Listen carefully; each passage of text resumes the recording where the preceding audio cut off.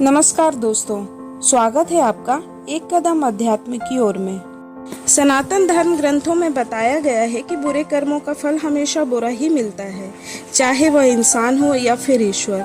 इसका एक उदाहरण माता सीता है, जिसका जिक्र रामायण में किया गया है। दरअसल रामायण कई भाषाओं में लिखी गई है। अलग अलग रामायण में कई तरह की दंत कथाएं मिलती हैं, जिनसे कई लोग परिचित नहीं हैं। इस कथा के अनुसार माता सीता को श्राप मिला था, जिसकी वजह से उनको भगवान राम से अलग रहना पड़ा।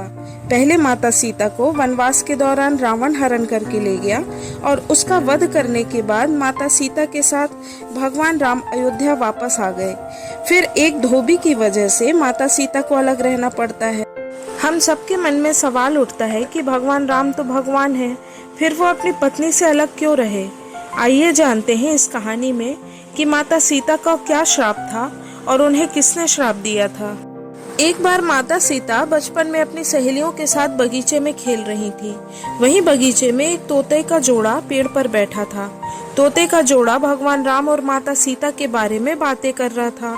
उनकी बातों को सुनकर माता का ध्यान उन पर गया।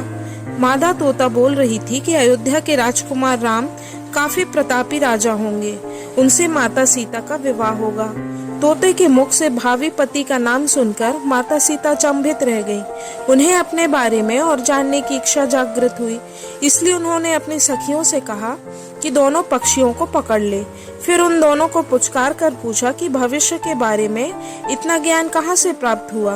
पक्षियों ने बताया कि इससे पहले हम महर्षि वाल्मीकि के आश्रम में रहते थे, जहाँ हर रोज राम और सीता के जीवन के बारे में बताया जाता है, इसलिए उनको दोनों के बारे में हर चीज याद है। सीता जी ने पक्षियों से कहा कि जिस जनक पुत्री सीता की तुम लोग बात कर रहे हो, वह मैं ही हूँ। मुझे मेरे और राम के बारे में और भी बातें जाननी है। तब नर तोता ने कहा कि हे सीता, आपका विवाह अयोध्या के राजा दशरथ के ज्येष्ठ पुत्र राम के साथ होगा। आपकी जोड़ी तीनों लोकों में सबसे अद्भुत होगी। सीता जी सवाल पूछती रही और दोनों तोते जवाब देते रहे। सीता जी ने कहा कि जब तक मेरा विवाह नहीं हो जाता, तुम दोनों मेरे राजमहल में ही रहोगे और तुम वहाँ की सारी सुख सुविधाएं प्राप्त करोगे। सीता जी की बात सुनकर तोता घबरा गया। नर तोता ने कहा, हे जनक पुत्री, हम गगन के पंछी हैं, इसलिए पिंजरे में बंद रहकर हम जीवित नहीं रह पाएंगे। हमको आजाद कर दीजिए। तोते ने इसके लिए बहुत याचना की। तब सीता जी ने नर तोते को छोड़ दिया, लेकिन मादा तोता को नहीं छोड़ा और कहा कि यह मेरे साथ रहेगी। नर तोता ने कहा कि मेरी पत्नी गर्भवती है, इसलिए ऐसे समय पर उसको जाने दें।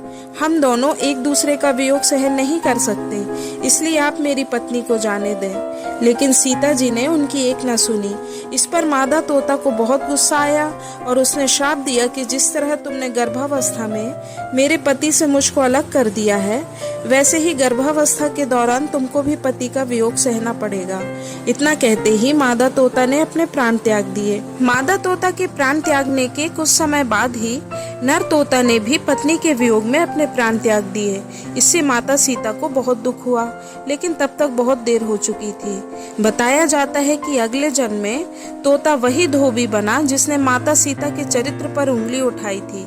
इसके बाद भगवान राम ने सीता का गर्भावस्था के दौरान त्याग कर दिया।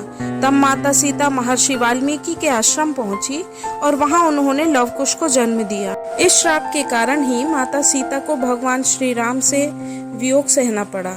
प्रभु श्री राम और माता सीता ने इस धरती पर मनुष्य के रूप में अवतार लिया था, इसलिए भगवान होते हुए भी उन्होंने एक आम इंसान की तरह इस धरती पर अपना जीवन जिया और इस धरती पर मिलने वाले सभी सुख और दुख को उन्होंने भी सहन किया था। इसलिए भगवान श्री राम को मर्यादा पुरुषोत्तम भी कहते हैं। तो दोस्तों, आपको कहानी कैसी लगी? अगर वीडियो पसंद आई हो तो आप कृपया इसे देखें और शेयर भी करें और साथ ही सब्सक्राइब जरूर करें। धन्यवाद। नमस्कार।